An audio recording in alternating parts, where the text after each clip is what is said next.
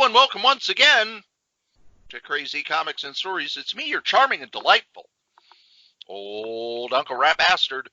And at the other end of this series of tubes and wires that we call the internets is a man who actually uses his name on the show, Joe Crazy Writer. How you doing today, Joe? You know, whatever I'm doing today, I'm doing it with the confidence of a 4-year-old in a Batman shirt. I'm Batman. I've been watching Colbert Report. Not Colbert Report. Late Night with Stephen Colbert. Oh, his report. A CBS report. Yes. One thing, they don't do reruns from a while ago. It all has to be within the last few weeks. So whenever it's a rerun, it's like, I just watched that. So I was out on the YouTubes, and I saw his interview with Michael Keaton. Have you seen that interview? No. In it, he's talking to Michael Keaton about, here's what he's doing now, and it's promotion for this. And Colbert says, well, you used to be Batman. And Michael Keaton looks at him and says, I am Batman. I am Batman. And the minute he said that, you know what came into my mind? I want a live-action version of Dark Knight Returns with Michael Keaton. You didn't watch CW, did you? No, I didn't. Was he in it? No. Oh. Richard Wall was. I don't care. I want. You do. You do because that ties that universe into the CW world. Right. Although but I want to see Michael Keaton. It might not happen. With a punk tied upside down to a gargoyle high above Gotham City. What are you talking about? You're getting Will and Arnett as Batman on a new Lego show next week. Yeah, there's that too. I know. So it's just you always want more. Want. Well, if you had your way, we would probably sit here and try to convince our good listeners of all sorts of stuff that they would want. Well, there is that. Now, Joe, does Joe know when the Batman movie came out in 1989, Adam West said that he had talked with Warner Brothers about making a new Batman movie. What was the plot of the movie that Adam West pitched to Warner Brothers? Changing of the Bat Papers? Batman comes out of retirement and is a grizzled, angry Batman who takes down his foes one final time. And somebody at Warner in the middle of the meeting said, you just read Dark Knight Returns, didn't you? Adam West, oh no, never heard of it. No idea. Don't know what you're talking about.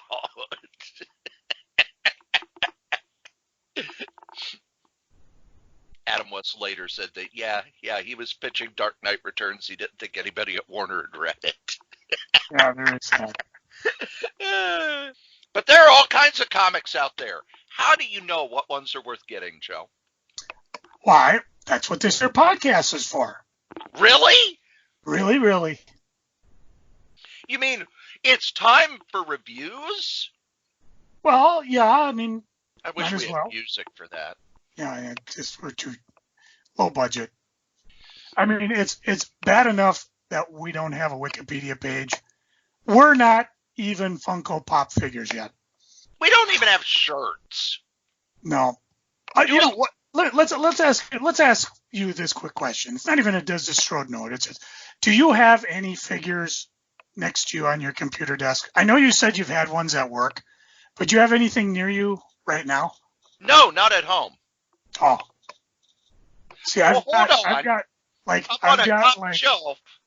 on a top shelf here, I do have, if you bought certain WWE Walmart exclusive DVDs, they had little tiny Funko Pops. So I do have Macho Man Randy Savage, Ultimate Warrior, Sting, and The Undertaker, because I did buy those, I think they were called unreleased, or, I think unreleased. It was a bunch of DVD sets that Walmart had exclusives on for WWE, which basically had like 2 or 3 DVDs worth of old matches with these guys. So I do have figures.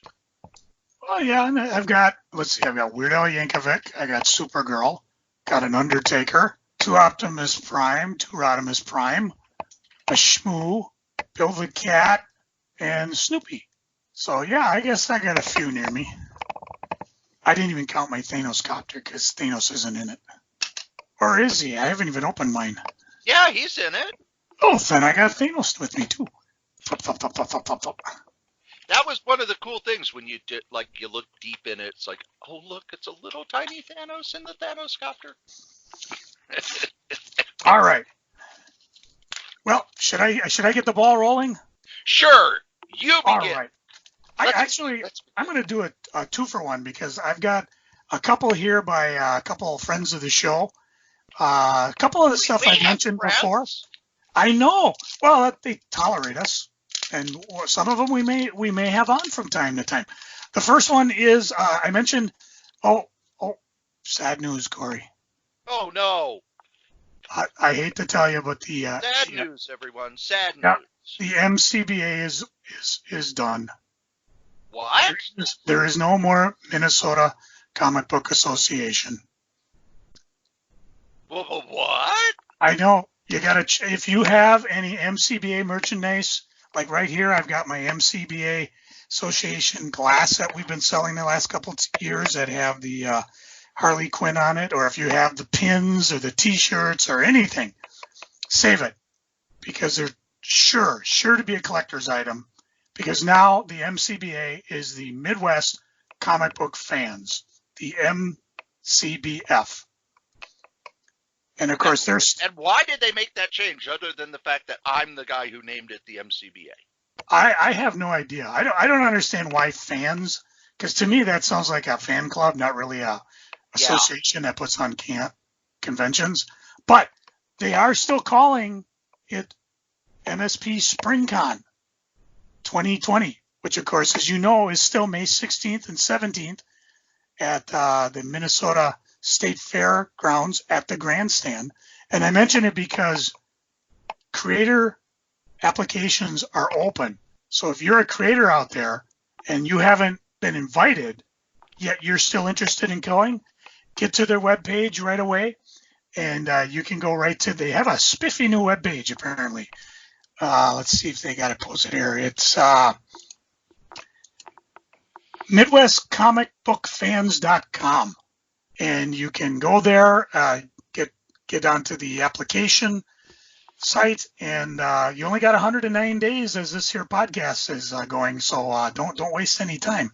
I mention that as I want to do every podcast because 2 of the books I'm going to talk about now are from guests that have been at the con or some volunteers. The first one, of course, is Ben Piskett. And at FallCon, he had a preview of a comic book that he's doing. Now, Ben is an immensely talented artist. And for years, he was just one of these guys. He did sketches. For a while, he was the art director at the MCBA. And he finally he said he has everything lined up where he's working on his own comic book. And at the FallCon, he had kind of a preview for issue number 1. And then you got a coupon with it that entitled you to a copy of one free issue at MCBA SpringCon, which he may not have to honor now because now it's MCBF SpringCon, but that's a different subject. But I did finally crack it open. This is more of an ashcan, not so much on story, but it just showcases his amazing art. And I am really, really looking forward to this book. I mean, I'll get my copy when SpringCon runs around, and then we'll also probably do a quick review of it. So I'm trying to see if Ben has any. Look, I'm opening it. Oh my gosh, it's not going to be near mint. See if he has any website you can go check out. I know you could probably go to the MCBA page. Ben Piskett. Oh, Piskart@gmail.com. Pisekart. It doesn't look like he has a website, but if you are interested in getting a copy, either get ready to go to SpringCon or give him an email. He's on Facebook too. I don't know again if he has an actual website, but this art looks fantastic, and I'm very excited for the book. And then somebody that Cory may know, you probably never heard of this guy, Daniel Stitch Moore. No idea. No idea. You used to call him Dangerous Dan Moore, I think. But he's absconded with your likeness and shoved it in this comic book called Life is a Natural One. What? I know you're sitting there with him on page 1. Can you believe the gall? And you know what the worst part is? You're smiling. Oh, that's not true. I'm shuddering. No, this is basically what it is Life is a Natural One is a comic that Dan originally did in newsprint, and it's kind of an adventuring type thing where a guy decides to put together a quest where he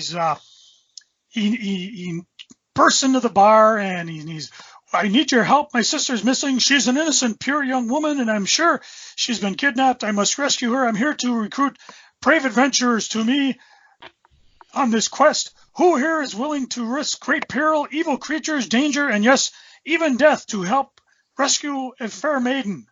And of course, everybody in the room, yourself included, Cory, pretty much left. So I picked this up at Holiday. What do they call theirs? Holiday fans? Holiday Geek Fest. Geek Fest. Okay, I knew it had something to do with that. And Dan had a couple copies, and I love good comic books. So I picked it up. He gave me a quick autograph, and anyways, he's I don't know. It makes it sound like he's going to do more of these issues eventually. Says it should show up in households across the country in a new comic book form soon.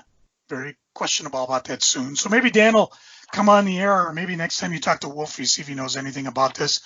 Maybe you could, get a little royalty there for putting you on the first page. Well, then again, he did put Jar Jar Binks there too. But anyways, so yeah, if you can pick up either of these books, either contact the artist direct, or if you happen to luck out and somewhere where they are at, see if you can get a copy, because they're quite interesting, and I'm looking forward to seeing more. And here, Cory, 15 hours of his world record coughing splat. I hold in my hand a comic that you could get at your local comic shop and your local Walmart. The 100-page Crisis on Infinite Earths Giant. Ooh. Is it worth picking up? That's what we're going to talk about. On the cover is the cover of Crisis on Infinite Earths number 7. Joe, what was Crisis on Infinite Earths number 7's story? That was probably where they killed Supergirl. That is correct. So it's the iconic picture of Superman holding Supergirl's body. That issue is reprinted in here, by the way, as is Crisis on Infinite Earths number 1. But the stories I'm going to talk about are Crisis on Infinite Earths Part 1, featuring Felicity Smoke. It ties into the CW's Crisis on Infinite Earths, and it shows the costume design of Pariah from that story.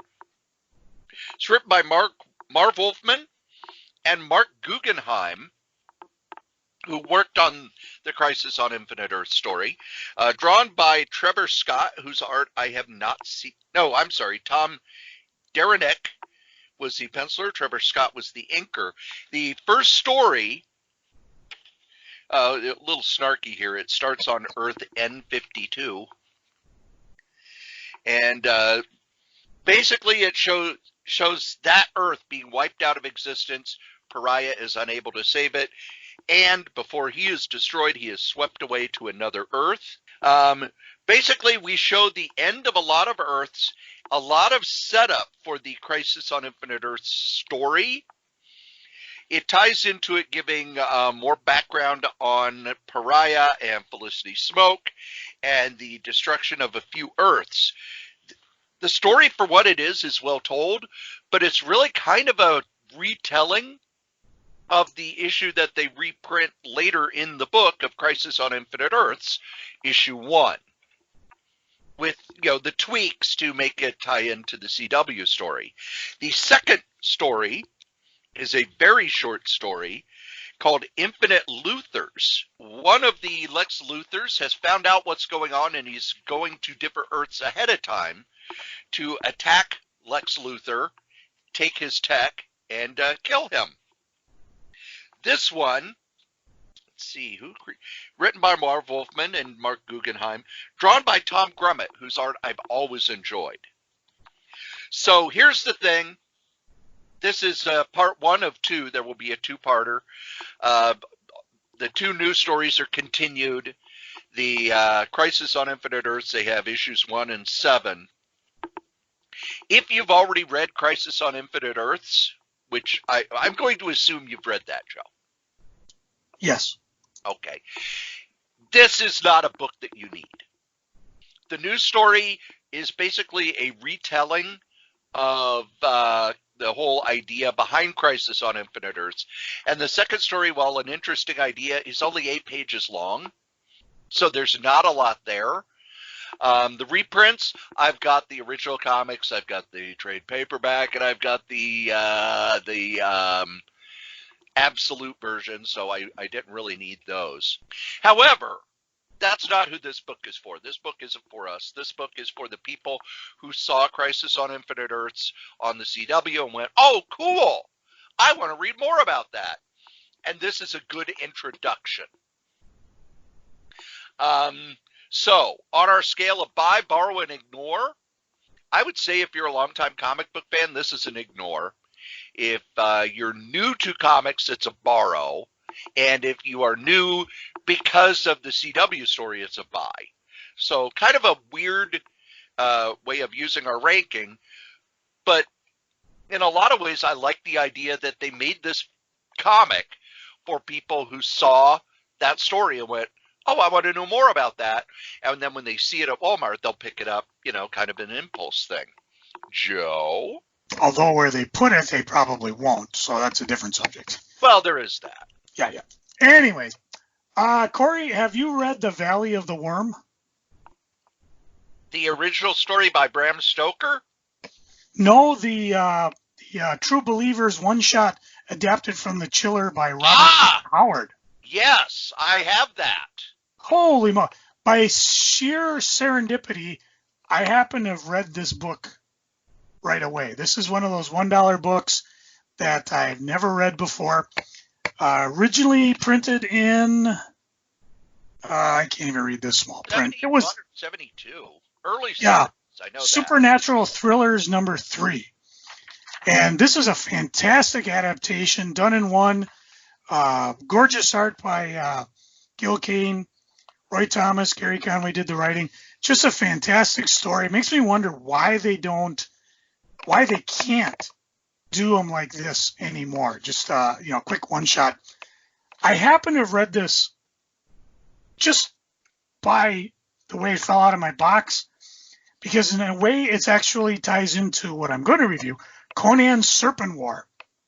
Because for me, I read 1 and 2.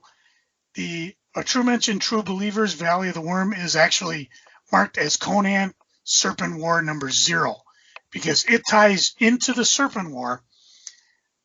Essentially, sets up to it again, and he's gone through time, and there are 4 different characters working.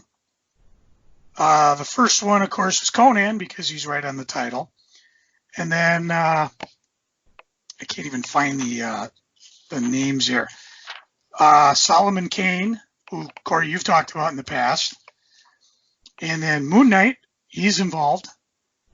And then there's another lady, I'm trying to find her name here, who's, I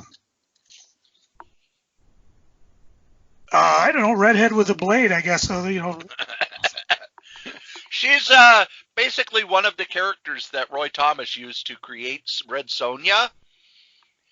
Agnes the Fighter. Yep, but now that they own all the rights, they're just going to use her. So this is kind of a cross-time type journey where the warriors are getting together. James Allison is in there. He was a dying, bedridden man who can see his past heroic lives, which sort of ties in the Valley of the Worm. And he's kind of putting these all together because, like I said, the snake, what was he, a god? King Seth is up to no good. And he's trying to figure out how to do it. I've only read the first 2 issues. And I think if you combine it with the 0 issue, which again is only $1, this is the beginning of a lot of fun in terms of a miniseries. This is the type of things I will probably buy Conan in. I've been talking about Savage Avengers off and on, but so far just based on these first 2 issues, this actually looks to be a lot of fun. I think is it 4 issues, 6 issues? I don't recall. And in the back, you get a Tale of Solomon Kane in 4 parts. So not only do you get a good book, but you also get something to read as well. And a little blurb because apparently they're doing more prose at peerlessworlds.com. So these are all out on the newsstand now. If you're prone to wait for a graphic novel, it's a good idea. But I definitely, on our scale, I put this one down as a buy. Now, Joe, we're both fans of Colleen Doran. Very much so.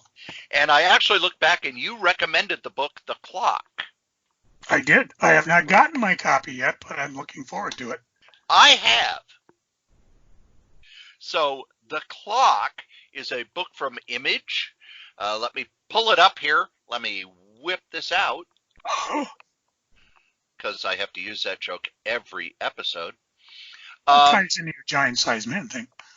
Well, first thing I noticed was on the cover, Colleen signed it, and she signed it for 2016. So I imagine this book has kind of been in the pipeline for a while. It is created and written by Matt Hawkins, drawn by Colleen Doran. She inked herself on this. The story is, it starts with there is a refugee camp in Africa, and there's been an outbreak of cancer. And as we find out, this outbreak of cancer isn't just, due to some sort of environmental issue. This is a worldwide phenomenon to the point where it is so massive that the Earth's population is starting to go down for the first time in recorded history. This is a 4-issue miniseries. This is very much this is the hook. This is what grabs you. Matt Hawkins has done a number of these miniseries for Top Cow. They all feel like pilots for a bigger series. So my hope is that this story has a beginning, middle, and end, rather than like some of his other miniseries where it's like, okay, here's our 4-issue tease. Do you want more? Please let it sell well so I can do more.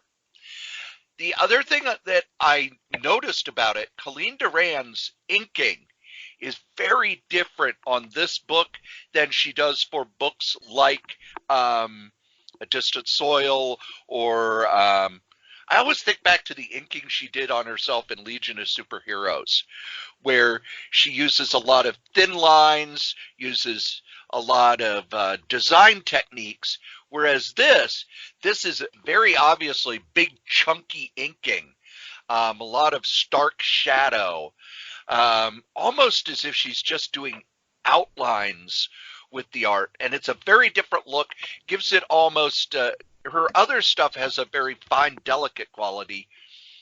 This feels almost more like it's a documentary film that they're shooting it, that it gives you that feeling of being shot on the run with whatever equipment you can have, because it's more geometric shapes rather than fine, delicate lines. It's just very different for her art, and I do like it. I like it because she's still got the great layout, still got the great figure, the way she draws figures and body language, but the inking is very different. The coloring also helps a lot because as you look through, it's very easy to tell that both she and the colorist have decided to work together on light sources. And every panel you can look at, you can tell where the sun is by both the inking and the coloring, which is not easy to do. One of the things I noticed in some computer colored books over at Marvel is, wow, it's really clear the colorist didn't care where the light source was. On the buy, borrow, and ignore, I'm going to say that right now this is a borrow. When it's a trade paperback, when all 4 issues are collected, it could be a buy or it could be an ignore. It's very much going to depend on how they stick the landing. But if you were a Colleen Doran fan, I would pick this up just to take a look at how she has changed her art style for this story. And if it appeals to you, pick it up as regular issues like I did. Joe? Sorry, I was just pondering that the pool of the Titanic is still filled with water. Next one I'm looking at is called Breathless by Justin Madsen. And I'm trying to find out who published this. It's Alive Press. I believe this is a start of a series. Essentially, you can't go outside without a gas mask on. If you do, well, it will carry consequences. They don't exactly say what's the consequences are. All you know is that if you tamper with your own or another's breather, that's what they call your face mask, it's a criminal offense that carries consequences. And this is, whatever's happened on the outside, this kind of deals with what's going on the inside. Kids going to go out and play, well, make sure your breather's on. And there's some backstory with going on, and it's very good, very stylish art. Not a, I'd almost call it like a slice of life, except for that thing about the breather. And we just kind of go through and we see what's going on. It is a done in one book, so if you just wanted to read it, give it a try, you can. But there is a thing in the back for coming in February 2020, Breathers 2. So looks like he will be continuing it. This was a pretty good chunk of reading. I mean, it should be. It's $7.99. It's got 2 variant covers, so you can choose whichever one you like. The characters were easy to follow. Again, and when I judge artwork, I always like to say, do I know who they are from panel to panel, from page to page? They're interesting enough where I want to know what's going on. Why are they wearing breathers?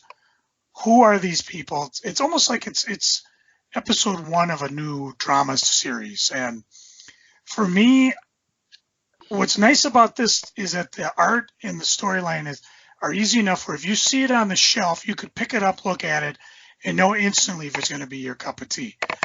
I don't see a website here. Let me just look a little closer. Oh, that's easy enough. www.itsalivepress.com. So maybe you can go check it out and see if this is your cup of tea. I bought it. If you're into independence like I am, I would definitely say pick it up. If you can borrow it, it's probably worth a read just to see if it does hook you. And like I said, if you do see it on the shelf, if your comic shop is enlightened enough where they do carry independence and give them a chance, you can at least pick it up, thumb through a couple of pages, and see, does the art hit you? Does the story hit you? I found it intriguing enough, not totally hopeless like some future stuff is, but just enough of a slice of life combined with whatever the heck's going on with these breathers to keep me hooked. And if it does come out every other month or quarterly, I think you might have a good run here. See where it goes with it. Cory? I picked up Peter Porker, the Spectacular SpiderHam #1, although it's just called SpiderHam #1. It's the new series because, let's be honest, the movie did so well that they're going to try it again. This one is written by Zeb Wells and drawn by Will Robson. It begins with the quick origin of Peter Porker, the Spectacular SpiderHam, and then we go into the story. We're set on the Marvel Earth where all of the superheroes are super animals. Captain America's a cat, Iron Man's a duck, and on and on and on. The conceit of this is that SpiderHam thinks that he's one of the greatest superheroes around, and he's traveled dimensions, so he's obviously very well versed in dimensional battles and dimensional travel, whereas the rest of the heroes think of him as a screw-up and really don't want him around. And then they are attacked by a being from outside their universe. They're going to go face it without him, and he's kind of upset because, hey, I'm the one who's been involved in the Spider-Verse stories, etc., etc. Now, Joe, did you read the original Peter Parker stories back in the 80s? Probably. I collect everything back in the 80s. I picked up the first issue because, okay, this could be funny, and it wasn't. It was very much aimed at kids, and there was very little there for adults. This one isn't much aimed at kids, but there's not much here either. You've got some animal puns, you've got the main conceit of the plot, but by the end of the issue, I was already tired of SpiderHam. I was already tired of the funny animal universe, and it really wore me out, and this is the first issue in a miniseries. I don't know how much further they can go with it, so this is kind of a rare ignore. The art is well done for what it is. Zeb Wells' story just doesn't click. It's a one-note joke, and he keeps beating that joke over and over and over. And the thing about when you have a one-joke story, you've got to be incredibly clever with it. That's why Gru works. They're incredibly clever while using the same story over and over. This one isn't that clever. There aren't a lot of funny lines. It tries too hard to be an action story with some humor on top of it, when what it should have been was a humor story with some action driving it.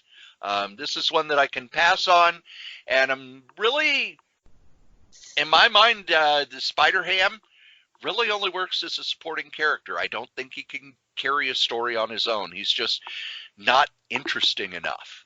Joe? The future begins here. Incoming! Oh, I read that. Oh, it was a blast. I'm not big on Marvel's teaser books, because oftentimes it's like, okay, here's 4 stories to be continued here. Here's 5 pages, continue here. It's a couple house ads, blah, blah, blah. Something's going on, though, with this this character, the Masked Raider. Sorry, I got rid of the A there. See how I did that? And you just want it to be about you. Damn straight, because I find the character compelling, and whatever he did, it sets off emotion. And the story goes through all the books, and what you don't realize is as it's going on, it's also introducing you to all these new titles or the status quo of what's going on in different books. And there's an art change. There's, pretty much it goes through everything. Daredevil, Avengers, Guardians of the Galaxy, Outlawed, Atlantis Attacks, Marvel, Captain Marvel, Miles Morales, Spider-Man. But when I get to the end, a complete story has been told, and I'm still kind of like, oh, there's some more stuff coming. And it actually did what it's supposed to do. It got me excited to want to read books that I'm not already reading. Doesn't mean I'm going to, because I'm not rich. I chose good looking instead. But the point is it did get me interested. And even if you just read this story and you decide you're not going to read any of the other ones, this is a pretty good done in one. For $10, this was a solid read, on par with almost any original graphic novel, which in fact it is, even though it's comic book size. You get a good taste of the writing styles of almost everybody writing at the Marvel Universe right now. The artists, and I'm not even going to bother, because everybody just gets 3 pages to play with their characters on top of the fuller story. And it introduces me to characters like I was not really watching Iron Man 2020. I've just, for whatever reason, sorry, Dan Slott, I just checked out when you went to a miniseries. But after reading the little blurb in here, I'm like, you know what? I may check back in and go run down to my friendly neighborhood comic shop and pick up those issues I'm missing. Or wait for the graphic novel. Or wait for the omnibus. Or wait till it's part of the Marvel Wave 25. I don't know. But for just a $10 book, standalone, I hope you don't pass it over, because if Marvel did this every year, I don't think they could pull this off every quarter. I think it would probably get in everybody's way. But to do something like this at the beginning of a year, or maybe beginning of a summer season where you got an event coming up, this has genuinely got me excited for not only the books I read, for books I haven't read, but also for obviously upcoming things. There's more coming up with Masked Rider. And then in April 2020, Empire, the Final War begins now, which I was aware of, and I would probably read anyways. But I'm actually pretty excited about it.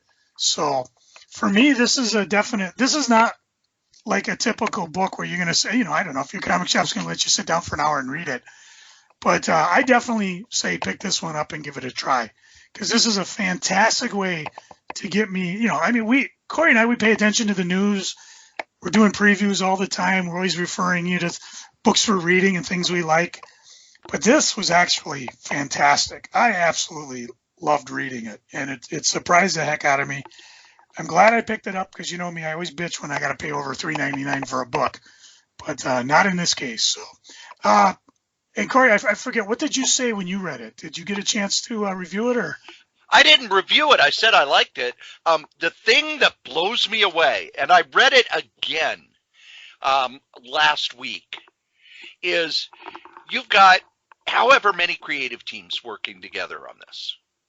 And the story, while it hiccups and some of the transitions are kind of jarring, when you sit and read it all, it actually feels like it works as a story. It has a beginning, a middle, and an end. It checks in with all these things going on in the Marvel Universe. So it feels like not just a starting point, but like you said, you could read it. It's an 80-page story. And while it leads off into something else, it reminds me a lot of when DC did that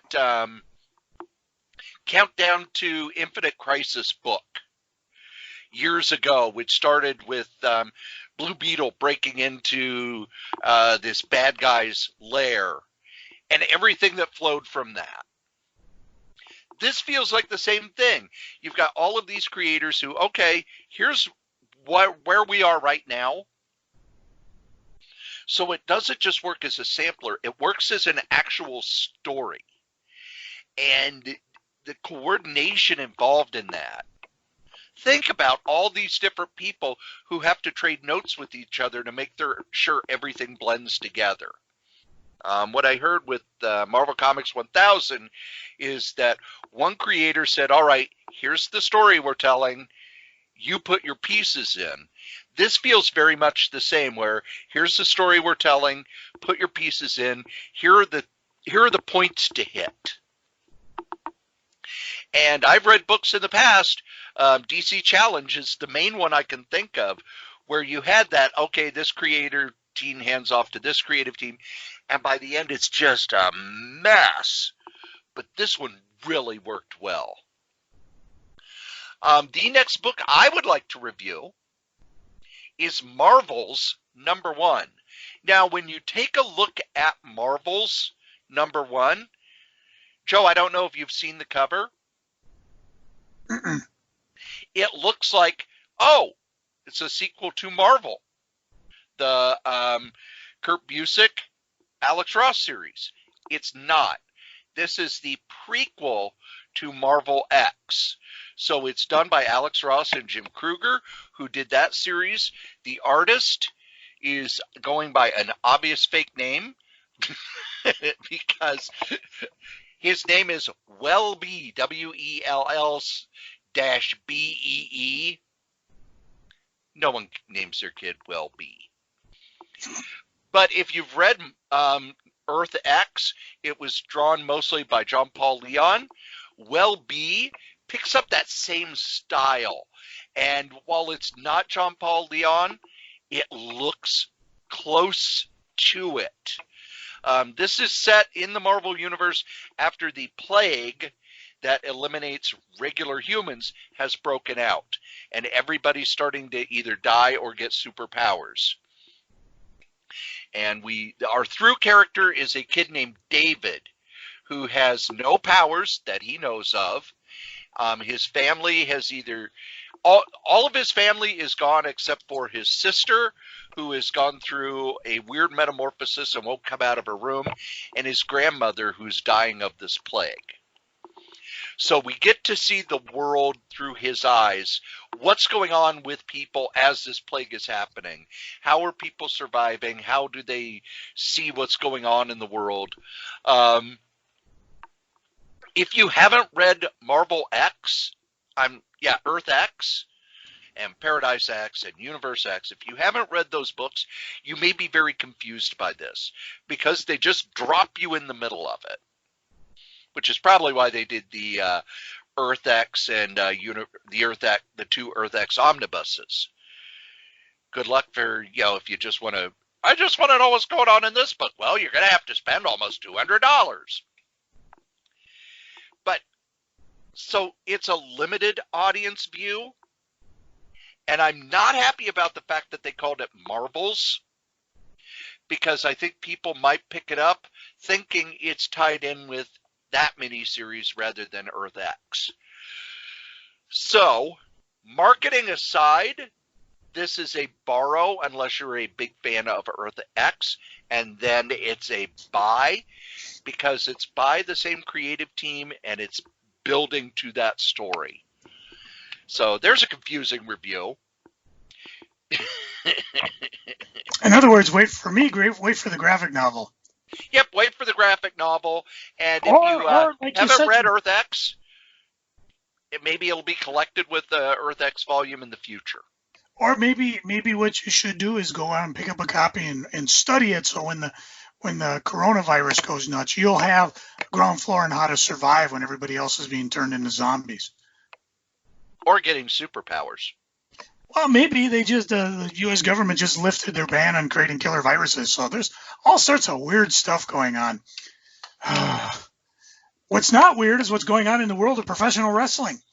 And the next book covers it for me, from Mad Cave Studios, Over the Ropes. Sandlin, Costantino, Segala, Birch. Those are the creative names on the cover. Essentially, somebody way, way, way, way down on the ropes is given a chance to. He's basically supposed to go in and win. Okay, first of all, they do a lot of kayfabe breaking in this, so it's under the illusion that, yes, these guys are going out and they're fighting and they're doing a scripted thing. So if you're a smart in pro wrestling, you're going to get. They're not playing this as if pro wrestling is the stories are real. Okay, they are playing it though that their injuries are real, because what happens is a kid who's about to be the next in line, and also the son of the current champion. He was going to win that night's wrestling match. However, he ends up getting injured, and so they reach down and they grab this jobber, and they have him. You're going to get the title tonight. And what happens is, the guy's telling, okay, basically you got to do this the way I tell you. If you do anything else, I'll make you wish you've never been born. What's confusing is that, okay, Cory, if, Roman Reigns is going to come out and fight Brock Lesnar for the title, Roman Reigns get hurt, and then what happens is somebody else comes out in Roman Reigns gear. Are you going to buy that? Yes, because I bought it with the fake Diesel and Razor Ramon.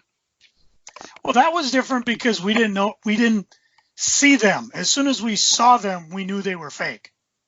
The Undertaker was something different because of the way his gimmick is.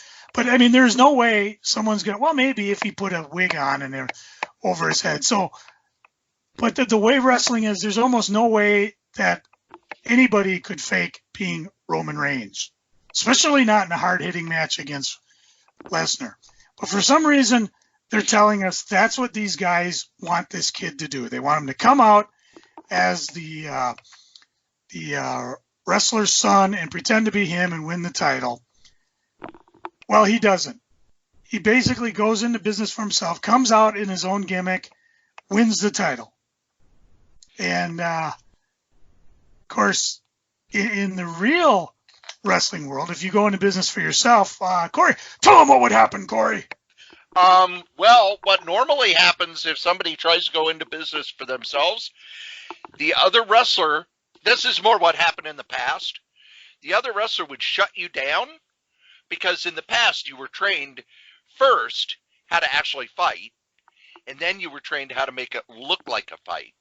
And there were times where, you know, people would start to go into business for themselves, and the other wrestler would have to shut them down.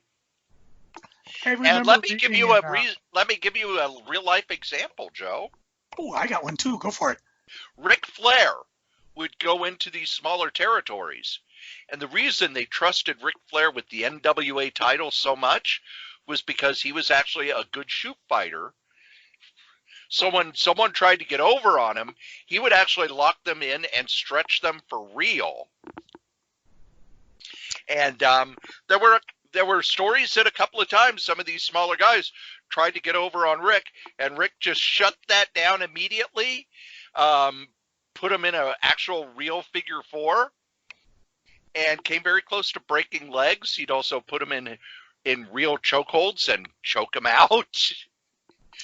That's what the NWA champion was. That was part of his job. And I read in Bob Backlund's autobiography, and this was back when it was WWWF, and Bob Backlund was the face champion, which was unusual because most champions, as they went from territory to territory, were heels. And so they could come in, be the bad guy, and leave. Well, they were doing a unification match. And usually what happens in that is it's a try or a draw or something. But there was real worry because it was Ric Flair versus Bob Backlund. And there was always some scuttlebutt because WWF had left the NWA. And there was some bad blood. And there were, like Cory said, you worried about him going into business.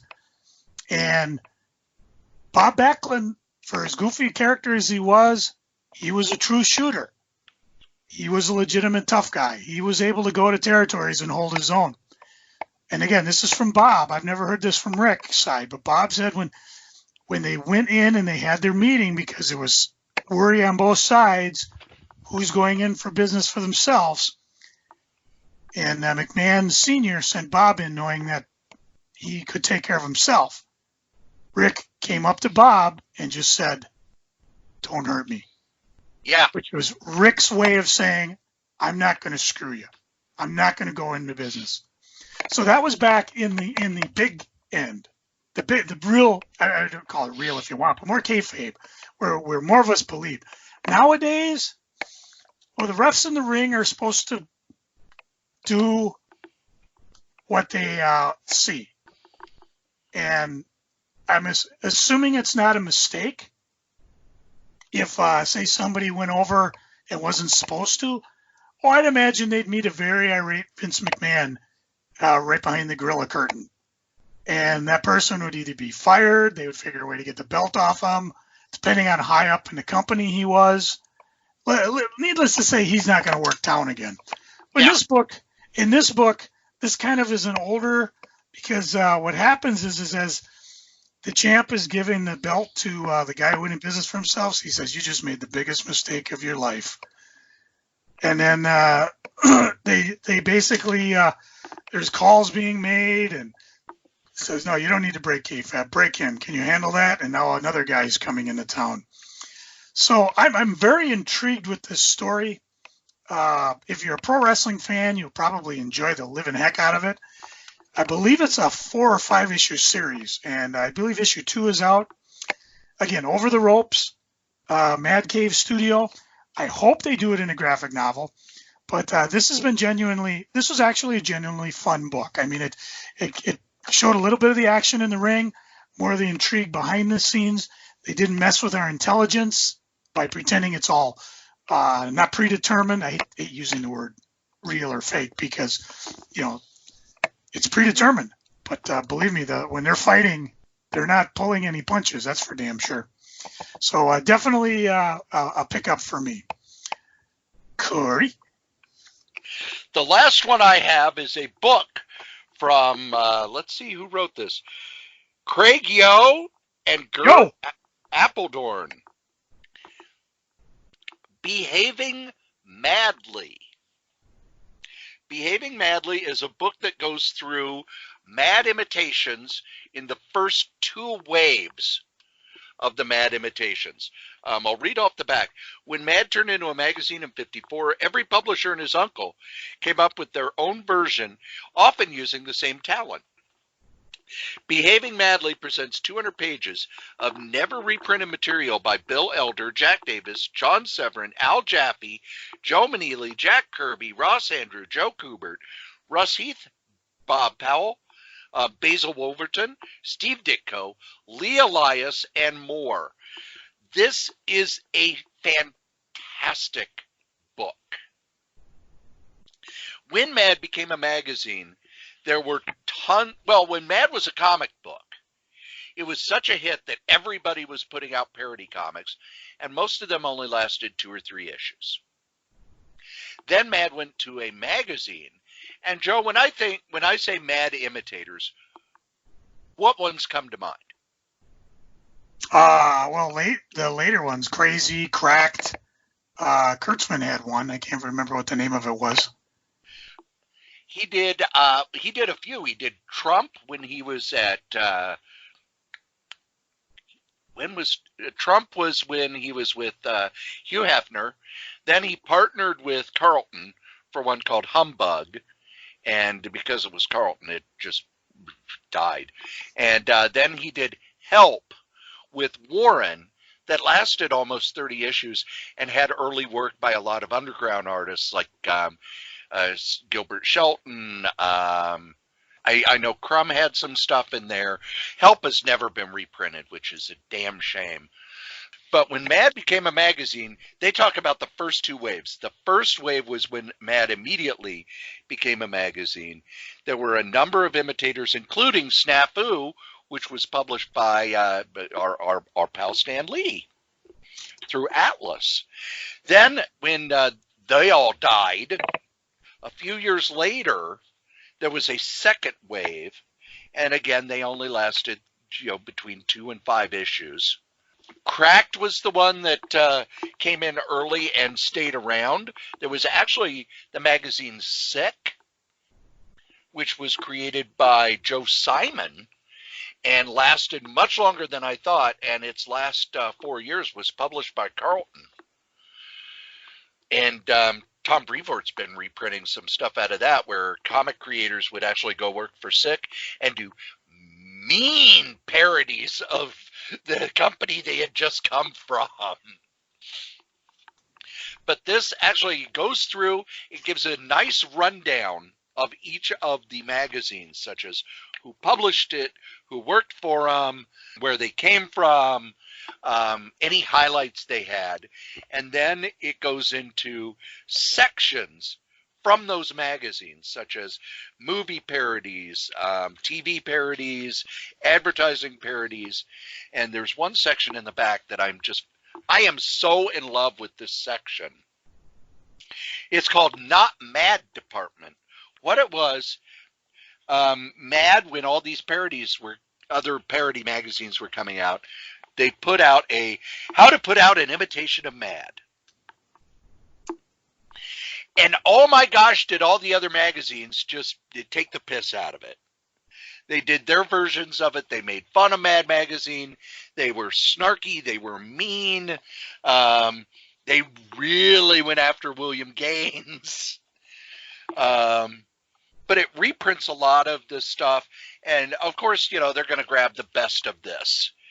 especially, art by Basil Wolverton that you've never seen before, art by Jack Davis, because when Jack Davis left EC to go with Kurtzman over to Trump, when Trump went under, Davis tried to come back to Gaines for work, and Gaines said, no, you're a traitor. I don't want you here. And Davis was not welcome back at Mad for quite a long time. So he ended up working at some of these low-rent magazines. There's some Joe Maneely stuff in here where I didn't know Joe Maneely ever did any humor stuff. This is a fantastic package, well-researched, well put together. If you're a comic history buff, this isn't just a buy, this is a must-have.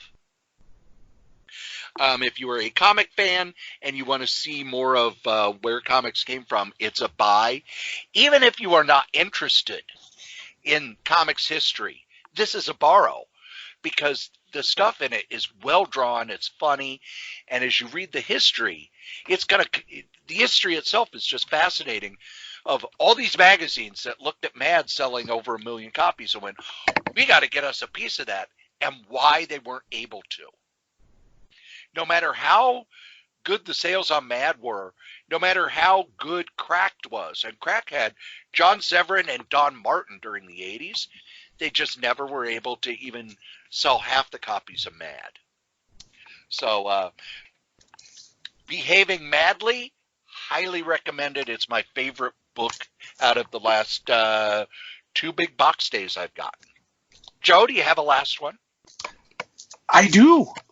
I will pick out, let's see, Eeny, Meeny, Miny. Here we go. Legion of Superheroes. I finally got the first couple issues of this. I know the build up to it. I enjoyed it. Cory was like, well, if you're going to call it Legions of Superheroes, where the hell's the Legion? I'm intrigued with this version of the Legion of Superheroes. The characters are, it's kind of interesting, because what Bendis has done is decided that everybody has that floating name thing around him at all times. So if you're not quite sure who it is, you can kind of read and figure out who it is. We haven't really... We're being introduced to this the same way that Superboy is being introduced to it. Superboy, of course, being the son of Superman and Lois in the current universe, who apparently has been drawn forward in time to be part of the Legion of Superheroes, which apparently pisses off the United Federation, or what do they call themselves? Is it Federation of Planets? No, that's Star Trek. You'd think I'd remember that. United Planets. I guess they just call them the United Planets. Yeah, it's United Planets. Yeah, no Federation. But that kind of angers them, because you're not really supposed to go back and forth in the timeline without permission. First couple issues set up different conflicts, different things going on. We're seeing it through Superboy's eyes. So much like other futuristic or fantasy series, you get that hook, like in Harry Potter. We learn about it through Harry Potter. He doesn't know anything, even though everybody around him knows everything. It's kind of the same thing going on here. We know a little bit about what's going on because we've seen Rose of Rose and Thorn stumble through the introduction thing, and she's in here. 2 issues so far that I've read, and I've enjoyed both of them, and I will stick with it for a while. Again, I enjoy what Bendis writes, and I'm kind of curious to see when or if Superboy will ever read the holographic package they prepared for him, so when he asks questions, they don't all look at him and say, we've given that, you go look at the information packet. He probably never will, but that's just the way it goes. So definitely recommend this, and it'll probably read good as how would you say it, miniseries, if you're so inclined to pick it up as trade paperbacks. So definitely a buy for me. Did you get a chance to read this, or have you read this? I have not read it yet. Okay, so maybe we'll revisit it in the future. In the future. See what I did there? Future. In the year 2000. You know who doesn't worry about the year 2000? Anybody, behind us? These guys, our sponsors.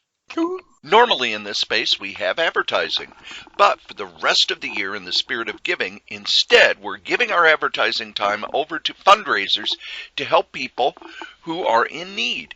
And the best place to help comic book creators who are in need is the heroinitiative.org. The Hero Initiative raises money and helps creators with medical issues, finding work, fighting homelessness.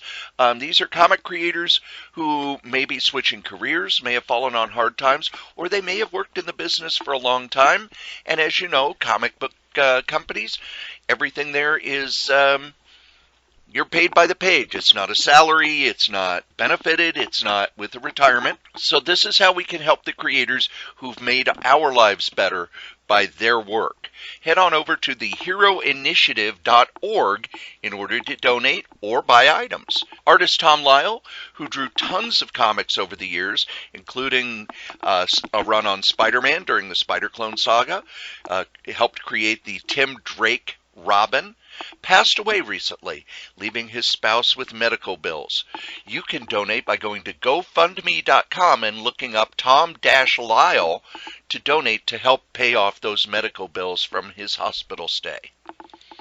If you are a wrestling fan, you know who ODB is. ODB is a Minnesota gal who got out of wrestling and got into the food truck business. One morning she woke up and her food truck had burned to the ground.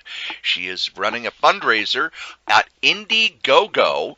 So go to Indiegogo.com, put in Help ODB Get Cooking Again, and you can purchase her wonderful sauces, autographed pictures. All funds go toward helping her buy a new food truck so she can start her business again. These are people who need your help. If you know someone who needs help or has a fundraiser, please let us know by sending an email to solitairerosenetwork@gmail.com, subject advertising. And after the first of the year, when we get back to regular ads, you can buy an ad too. Again, it's solitairerosenetwork@gmail.com, subject advertising. Thanks.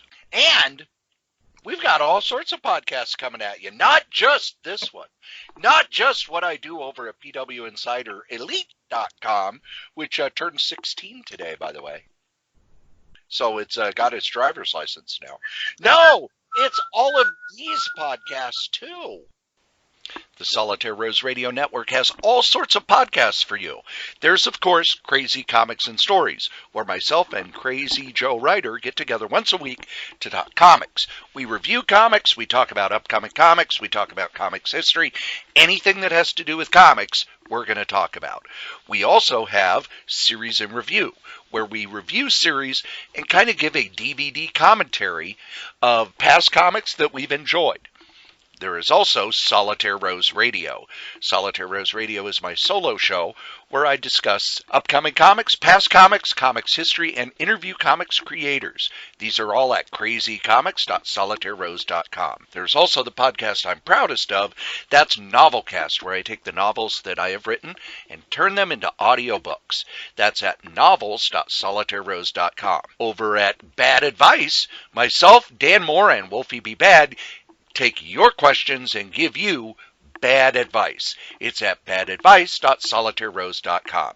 Now, don't think that I'm doing all the podcasts, because there's also Scrabbling Across the West by Dave Coffell and Stephanie Coffell. Dave is a musician and Stephanie is his wife. They travel the country performing music and playing Scrabble over at scrabbling.solitairerose.com.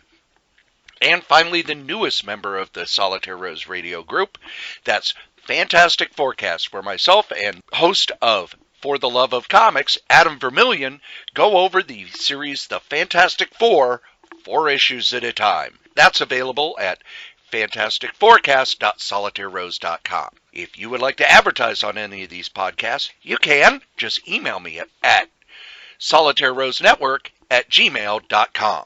Thanks. And now we get to Joe's favorite part of the show. No, not where I choke to death on the dust in the house. It's, Joe, what's going on the eBays? All sorts of stuff's going on the eBays. And by the time this here podcast drops, it'll be I've got everything on vacation mode because I'm taking another vacation, just like I talked about last week, because this is the only chance I'll get to take a vacation on. But I've been slowly weeding through all the stuff that Cory and I bought, all from Black Friday to FallCon to various stores going under, various visits to sales, just trying to decide what I'm going to keep, what I'm going to read once, what I'm going to sell on the eBays. Some of it sells pretty fast. For example, I did sell right away Space Wars Volume 2, number 31 from Carlton. This was a book in 1978.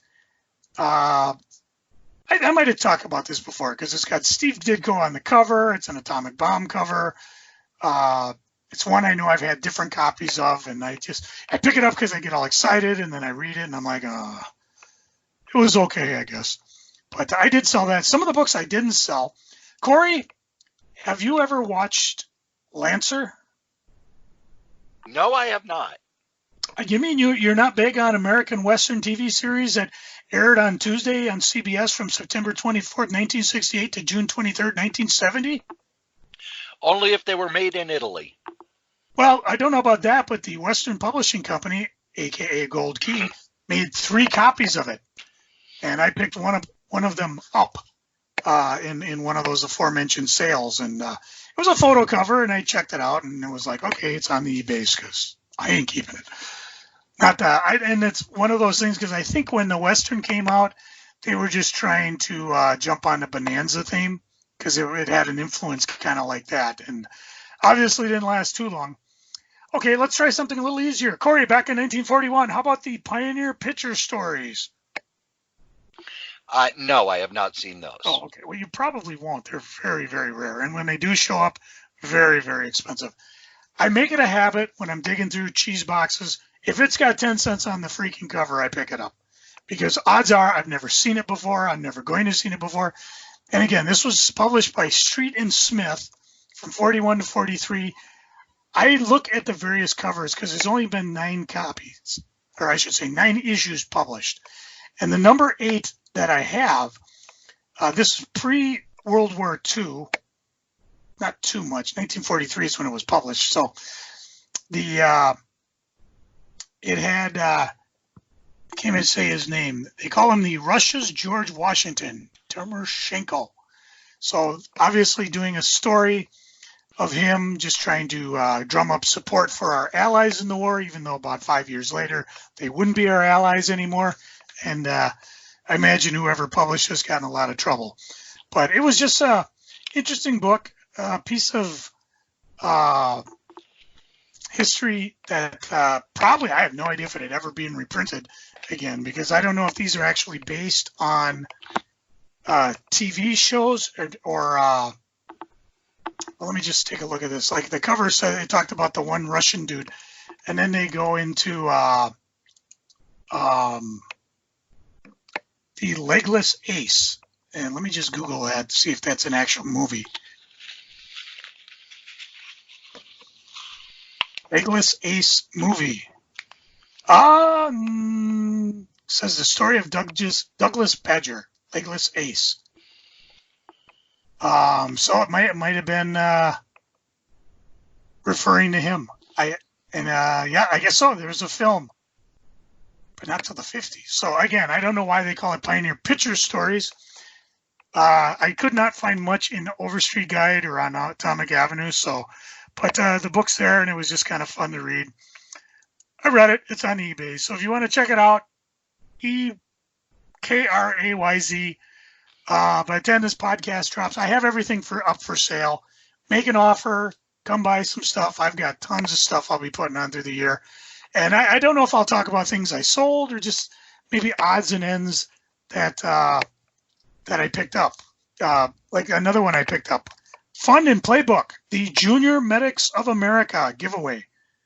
But it's on eBay, so if you're interested. Where do you find that stuff? I have no idea. I'm just digging through boxes, and these are all things that, as I find it, if it's 15 cents, I'll pick it up. Let's take a look. And it's just fun to read. This playbook thing was something that was given away, and it's got stuff like first aid, and then there's games, there's cutouts. It's almost like an early issue of the Dynamite magazines that I've been working the last couple of weeks to get up on eBay, which, by the way, are selling like crazy. So if you're looking to get one, don't waste too much time. KRAYZ, come get some. And now we get to my favorite part of the show. No, not where I figure out which songs from the Final Fantasy VII soundtrack to put onto a CD so I can listen to them when I drive. Ooh, battle music. No, it's Freaking and Geeking. Joe, what are you freaking on? Oh, yeah, I know I'm going to get a lot of sympathy from everybody, but my sick time for Hipgate 2 Electric Boogaloo is almost done. Once I get back from my vacation, and like I said, just a week visiting my folks, nothing too elaborate. Although I do have a friend. Well, first of all, Turbo's down there, so I may get to go down, hang with him for a little bit.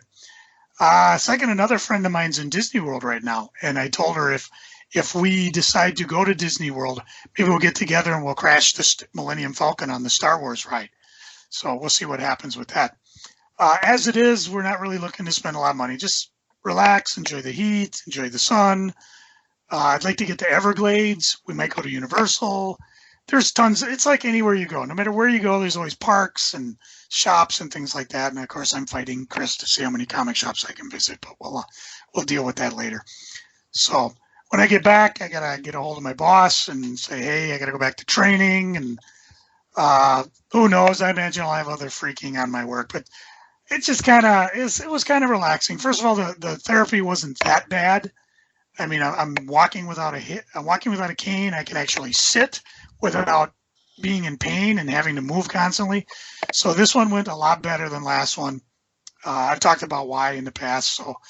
So other than going back to work, on the other side, my partner Pat, he already went back to work. So yeah, apparently if you have a kidney, okay, I got to admit I'm milking mine for what it's worth, but whatever. Whatever. Just like you, Strode, you and him had short-term disability, and I didn't. So I'm paying it out of my own pocket. I deserve it. So besides, if I didn't have the time off, I wouldn't have been able to sit all day Saturday and read comic books. Well, there is that. And I'll talk a little bit about that later in my geeking. But first, Cory, what are you freaking on? At my office job, we are finally slowing down from the insane season to where it's just busy. However, a lot of the newer people, they only have on one client. So I am on 1, 2, 3, 4, 5, 6. So today, as I'm, it's Monday, and I'm a what am I? Client lead, I think. Yeah, I think that's the title. I don't pay attention to titles. People ask, well, what's your title at work? I don't know. I don't care. I show up, I do what I'm told, and I leave. So as I'm trying desperately to get the reports down so that I can work on them, and I know I won't be able to get anything major done today because it's just too busy, we get an email, hey, we know it's really dead right now, so here's a bunch of stuff we want you to look up in the knowledge base. And my feeling was, and I didn't do this, I should send it back and go, okay, do you want me to not do the reports that you've been telling me need to get updated every Wednesday, even though that means that I basically have to turn around stuff that should take 5 days in 3 days during our busiest period? Do you want me to put those on hold so I can look up a bunch of pointless stuff in this test that you gave? Or do you want me to actually do my job? I didn't do that. But I was not happy. I was also not happy when I came to the group home Sunday morning at 7 a.m. when the overnight staff had come in and told one of the clients who's very excitable, you need to go to bed. Why are you still up? You need to go to bed, and basically kept that client up by doing that, because if you say, go to bed now, she's going to stay up another 3 to 4 hours. If you come in and very quietly go, oh, I like what you're coloring. Are you getting tired? Let me help you get your teeth brushed so we can start you to getting ready for bed. One approach works, one doesn't. One approach means that when you get in at 7 a.m. on a Sunday morning, the client is asleep and will wake up in about an hour and be a little irritated that she woke up, but generally be okay. That's not what I got. I came in, this client is screaming and crying about the fact that her bed isn't made. It took an hour to calm her down. She laid down, slept for another hour, woke up screaming and crying because when I checked the record, she'd only had 4 hours of sleep. That was my Sunday, Joe. You know how we give clients medication? I desperately needed medication. There's comic stuff that's got me freaking too. Uh-oh. Marvel released their solicitations for next month that we'll talk about in the previous episode, about 2 to 3 weeks. And you know how they've been collecting the X-Men books? Oh, here's all of the issue number 4. Here's all of the issue number 5. Number 6 seems to be the last one. So remember how I was praising Marvel for this cool idea and how I was supporting it by buying these books? Like everything else that I think Marvel does that's a cool idea and I support, it's done. And one of the cool things about Monday on Marvel Unlimited is, yes, they have the books that, okay, here's the releases for this week. That's stuff that came out, 3 to 4 months ago. I never completely double check as to how long it's been. But here's the stuff that came out either 3 or 4 months ago this week. But they also have, and here's some cool older stuff that we scanned that's now available. I love those because it's usually, oh, cool, I haven't read that in forever. Or, oh, cool, I never did read that when it came out initially. Or, oh, my gosh, they've just put on a whole bunch of new Atomic Age or Golden Age stuff. They must have a new book coming out, but I get to read it for free. For the last 3 weeks, there's been none of that. No older stuff has shown up on Marvel Unlimited. And it makes me mad. Joe, pull me out of this by telling me what you're geeking on. Oh, where's everything? I swear I was reading comics while you were talking. No, I don't buy a lot of the replica editions or the facsimile editions. I think DC calls them that. But I did buy a Star Wars 1 for some reason. And I am darn glad diddly I did. I had more fun reading this replica edition than I think I do most new comics. Because what's so cool about it is remembering this came out before the bloody movie did. And we've talked in the past about how this comic helped save Marvel. Roy Thomas brought it in. And just going through it, looking at how C-3PO moves like a gymnast, the little bits that were obviously in the novelization and supposed to be in the show that were taken out, the ads. Let Joe Wielder build a better body for just $7.98. Joe Wielder, who had the publishing company for Muscle and Fitness, was that the ad with Arnold Schwarzenegger in it? It doesn't look like him. It looks like his pupil, France Colombo. Frank Colombo. Mr. Universe. Yep, Frank Colombo, who was also around the same time. There were a bunch of ads for Joe Wielder that had Schwarzenegger in a muscle man pose and a girl sitting on his shoulder. Yeah. I love those ads. Across from it, you could just buy 15 different triangles for 25 cents plus 13 cents postage. Ooh. Or you could get 49 different bonanzas.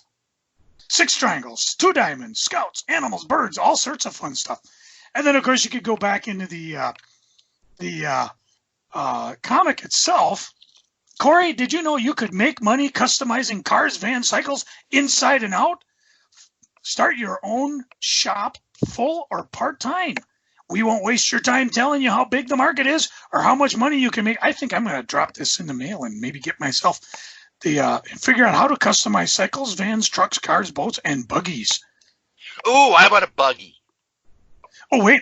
Free $1 million in cash from the Funhouse at Box 1225-MC in Newark, New Jersey. Oh, the ads are almost as much fun as the show. Boy, R2-D2 could really walk up a good one, too. And then you just stop and you think, what was it like reading this before Star Wars come out? Not only that, but you got 2 pages of Star Wars, the Ultimate Space Fantasy, and Star Warriors, the letter column, where Roy Thomas is talking the story behind Star Wars. And this is all done at least 2 months before the show actually hit, because they're talking about it coming out this May. So, or better yet, you could subscribe for $3 for a 4-issue subscription.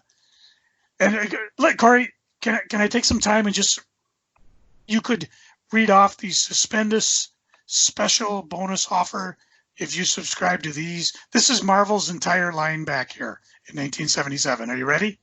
Sure. Amazing Spider-Man, Avengers, Captain America, Captain Marvel, Conan, Daredevils, The Defenders, Doc Strange, Fantastic Four, Howard the Duck, Incredible Hulk, Invaders, Iron Man, Marvel Tales, featuring Spider-Man, Marvel Team Up with Spider-Man, Marvel 2-in-1, starring The Thing, Masters of Kung Fu, Power Man, Thor, Tomb of Dracula, and Spidey Super Stories, where you get 12 issues for $4.50, as opposed to $4 for 12 of the other ones. That was it, folks. That was after the collapse. Yep.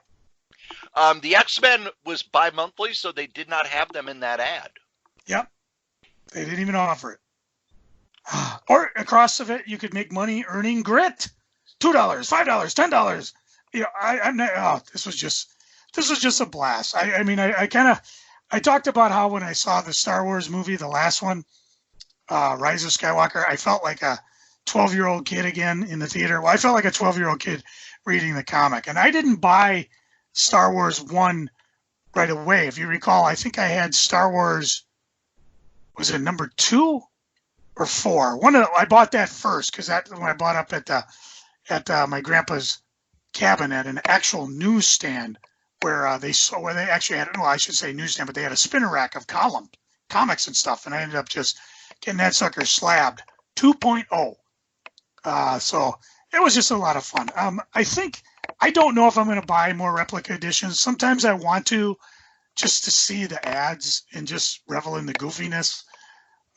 Sometimes I just, it's got to be something I've never read, because oftentimes there are things that I've read in other things. Like, how many more copies of Incredible Hulk 181 do I need? But anyways, that was kind of fun to read. In terms of other things, I went and saw 1917, the current film, the epic war film. Have you seen this one yet, Cory? I have not. I haven't made it to the movies since Star Wars. Oh, I'm still off on Tuesdays, and I say still off because one of my friends sent me a note saying at work they're rebidding on everything, which is weird because we just did a bid, but I expect I'm going to have a lot more freaking on my job as I get closer. I'm going to be playing the lottery, though, over the weekend, just in case. Anyways, so for now, I'm off Tuesdays. We're going to see $5 movies. We saw this one about a week or two ago. You've got to see it in the theater. It's a phenomenal film. I don't know of a lot of films on 1917, but what's so cool about this one is you basically, and if you've seen the trailer, you know what I'm talking about. They give a mission to these 2 kids, and they got to go out through no man's land. It seems like it's told almost entirely in one shot. I know it isn't because of various tricks, but you're right at ground level with these kids as they're trying to find their way to get to the forward line in order to let their side know that they're walking into a trap. So this has been twice so far this year where I've seen a movie and I was just utterly amazed at how they filmed it. What do they call it? Cinematography, I think is what they call it. The other one was Ford versus Ferrari. Just phenomenal. You get more seeing it on the big screen than you will inevitably buying it. Unless you happen to have a big screen in your house, then you might get the hang of it. So that was a lot of fun. Cory, have you ever seen Star Trek? Star Trek. Yeah, the movie. I've never heard of this Star Trek. You should have. J.J. Abrams took this old TV worn out TV show and turned it into a movie called Star Trek. Oh. Which ironically is the only one ever called Star Trek. Everything else had a subtitle or something with it. But as you know, I was going through my books and I finished them up. The 50-Year Mission. It's a 2-volume set, complete, uncensored, unauthorized oral history of Star Trek, written by 2 guys who have been writing with and about Star Trek for years, all the way back, if you remember, Starlog and Cinema Fantastic. Yeah. So these guys not only took it from original manuscripts, but also interviews and stuff. The first book is the first 25 years. It covers Star Trek. The second book is the next 25 years, covers Next Gen through Abrams. What's interesting about this, it stops before Discovery. So there's a lot of speculation as to what's going to happen with Star Trek. And a lot of it's going to keep going. It's going to keep going. And obviously we know it does. But once I've read about these, I go back and I like to watch the movie. So I pulled out the movie and I watched it. And I thought the first Star Trek that Abrams did was a lot of fun anyways. I did not watch the other 2 yet, but I plan to. So it was just kind of fun to go back. And then, of course, I do have on the DVDs, I have it back when you used to get extras with them, either in a second disc. Now you got to buy the Blu-ray to do that. So if you get a chance, you should be able to find these books for $5, but the Star Trek movies are out cheap. Lest you think I'm talking about old stuff, I did pick up Jay and Silent Bob Reboot. And of course, this is basically almost the exact same movie as Jay and Silent Bob Strikes Back. But if you like Kevin Smith's universe, I think you'll enjoy this. If you're jumping on board and you've never seen it, go back and, was it Clerks, Mallrats, Chasing Amy, Dogma, Jay and Silent Bob Strike Back, Clerks 2. Zach and Ziri Make a Porno. Zach and Ziri Make a Porno is not in the Askew-averse. It is, because the lawyer from that shows up in Jay and Silent Bob. Oh! So, I don't know about his other movies. That's retroactive continuity. Doesn't matter. It's a reboot. And, of course, they take a lot of laugh about it because the gist of the thing is that Jay and Silent Bob discover through said lawyer that they've lost the rights to their name, and now they got to go to Hollywood to stop the reboot done by some guy named Kevin. I don't remember. You probably never heard of this. I don't know. You never heard of the guy. It's a lot of fun. You see a lot of actors. There's a lot of cameos. There's a lot of Easter eggs in the background. I've only watched it once. You get to see Harley Quinn Smith. She's one of the main actresses in it. I just had a blast with it. And I've got the Blu-ray, and you can go online and pick it up. I believe it's also being streamed if you're so inclined to buy it that way. But I bought this because you get the extras with it, not only the interviews with the cast and crew, but also I believe he shot this in 21 days, if I remember it right, because he shot Clerks in 25 days. He had $10 million and he says, I'm just doing this to do this because I can do it. And I think as he was doing this, he was blogging, video blog as he did it. And I only watched one of them, but I think all 21 are on board. But again, I've only watched a little bit of it. So that was a lot of fun. The final thing I'm going to geek on, Cory, you know how I feel about Weapon Brown, right? Yes. I think it is quite possibly the most fun graphic novel I have ever read. I figured out why I enjoyed this so much, because he takes and he parodies so many of the comic strips that I grew up reading and enjoying. Not only, we had 2 newspapers in town. They both had 2 pages, one full of strips, one kind of full of strips. And so I got to know him. When I had the shop, I bought a newspaper called Strips, which is just basically all the comic strips published at the time in one monthly newspaper. So I could sit down and enjoy a month's worth of all these strips. And I recycled them all stupidly because I imagine they're worth some money now. Nowadays, I think you can go to gocomics.com, pick up all these strips. Imagine my surprise when I went to Washington, D.C. in 1984 and discovered, was it 5? And discovered, was it the Washington Post had 8 pages of comic strips in their newspaper. Oh, wow. Oh, I thought I died and went to heaven. And everything. And I have read reprints of Charlie Brown, Doonesbury, Blooms County, BC, Garfield. I'm a comic strip guy, maybe more so than a comic book even. So for me, this book is just a fantastic read. I know, did you get a copy? Did you ever get to read it? Yes, I did get when they reprinted it over the summer, I read it. Cool. Did you get a chance to talk about it? I don't even know. I talked about how much I liked it. Okay. I told you that I finally listened to you. Which is weird because I always listen to you, which is never a first. Well, Cory, what's the number one thing when you see something you absolutely know you want, even though you didn't know you wanted it, and you happen to see it on eBay? I buy it. Damn straight. I may never see it again. I bought the limited Omega edition first printing of Weapon Brown, limited to 1,000 copies, numbered and signed by the author. I got copy 433. I saw it online. I tagged it. It was nagging in the back of my mind. And then I was like, I should pick this thing up. I sent him an offer. He sent me a counter offer. And I said, I'm fucking around with this too much. I bought it. Because if I didn't buy it, it would be in the freaking column. And I got it.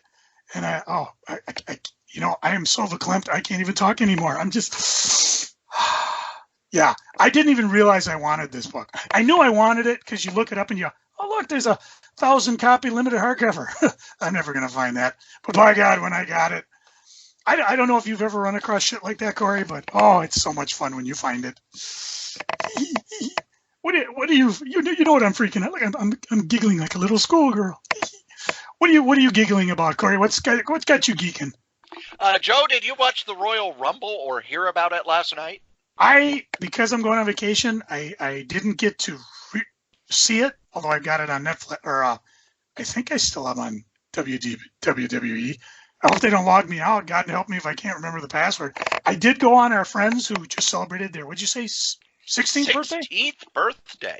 I just go to PW Insider and I just read about it. And so, yeah, I don't care. I read about it. I got to go see it now. Edge is back. The rated R superstar, one of the most colorful and entertaining guys of the 2000s, is back. He had to retire suddenly because all of the stuff he had done had injured his neck. But I guess he has been cleared to wrestle. He is now back. He is cleared to wrestle. He showed up in the Royal Rumble. We have no idea if he's going to be somebody who's around all the time, like Daniel Bryan, or someone who shows up now and then, like The Undertaker. But Edge is back. I'm not just happy as a fan because he's back. I'm happy for him because his injury has he's healed. And I think one of the things that we're learning about wrestling is you've got the crazy stuff that they did in the 90s and the early 2000s that shortens your career. Nick Bockwinkel wrestled into his 50s. Tons of guys wrestled into their 50s because they didn't kill themselves out in the ring. Steve Austin was done in his 30s. Edge was done in his 30s. Mick Foley was done in his 30s because they were just killing themselves out there. So I'm very glad he's back. I look forward to watching the Royal Rumble next weekend when I'm off. Also, Joe, do you watch any of those digital channels like MeTV or Antenna TV or Charge or Comet or any of that? I used to, but then for some reason, my high-definition television, the antenna I hooked up to it stopped working.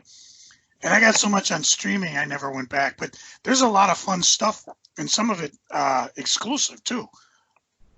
On Comet TV on Friday nights, they run 2 episodes of Mystery Science Theater 3000 back-to-back. I think that's the first time that Mystery Science Theater 3000 the original episodes have been available on broadcast TV. Now, in the 90s, there was a special, they did a recut version of hour-long episodes. I forget what it was called, because I remember watching that on Channel 11 after Saturday Night Live when I worked at the group home for teenage boys. I thought it was Channel 23. That's where it originally aired, when it was a regular, when 23 kind of created it. But then in the 90s, they took the episodes from Comedy Central and cut them into hour-long episodes. Now, normally when a TV show comes to broadcast TV, or, you know, is rerun on cable, they add more ads. And they do that to Mystery Science Theater 3000. But they do something that makes me happy, Joe. They don't edit it down to 2 hours. They have it at 2 hours and 15 minutes. So even though they add 15 more minutes of commercials, they do keep the episodes uncut, which is kind of cool. So my Friday nights, I usually get home from working an evening at the group home, and either Friday night or Saturday morning, I got me 2 episodes of Mystery Science Theater 3000. Comic-wise, my box showed from the sale over at cheapgraphicnovels.com. Oh, man, is there tons of cool stuff. You know, I spent $200 and got over $900 worth of comics. You know the diamond boxes that have 2 boxes in them? Do you remember those, Joe? Oh, yeah. I got 2 of those. I don't know if you've got room anymore, but I could use those for eBay, and so don't, you know, I'll pick them up if you can cut them down and store them somewhere. And add to that all the stuff that we bought in all those sales. I really don't want to work anymore. I just want to stay home and read. And on top of that, we got 2 boxes of each other's we got to swap out. Yes, we do. And then I'm done reading yours.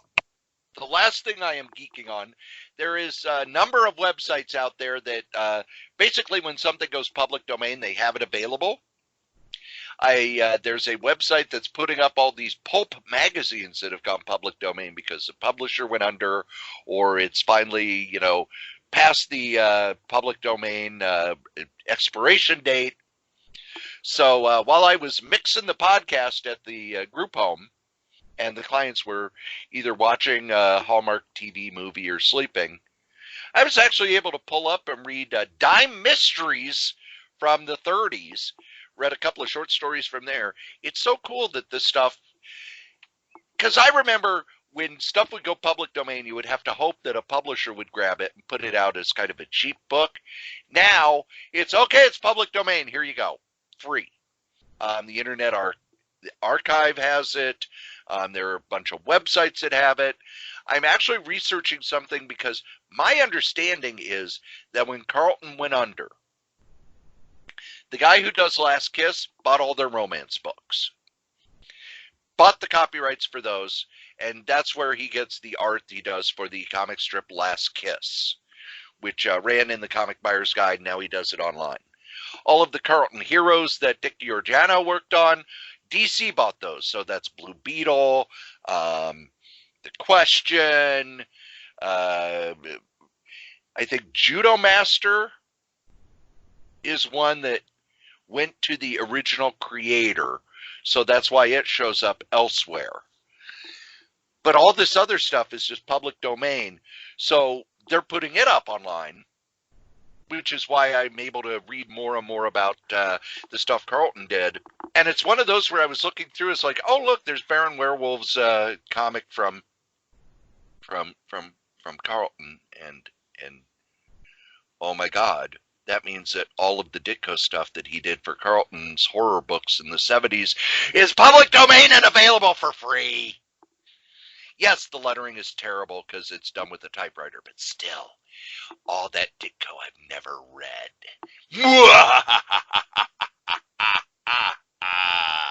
Believe it or not, kids, you've listened to us blather on about comic books for an hour and a half. Thank you. And as we say every week, the comic we like the least, we still like better than the comic that you like the most. Joe? How do fish get high? Seaweed. I had to do a fish joke. I'm going down to Florida. It's surrounded by water. Hit my music.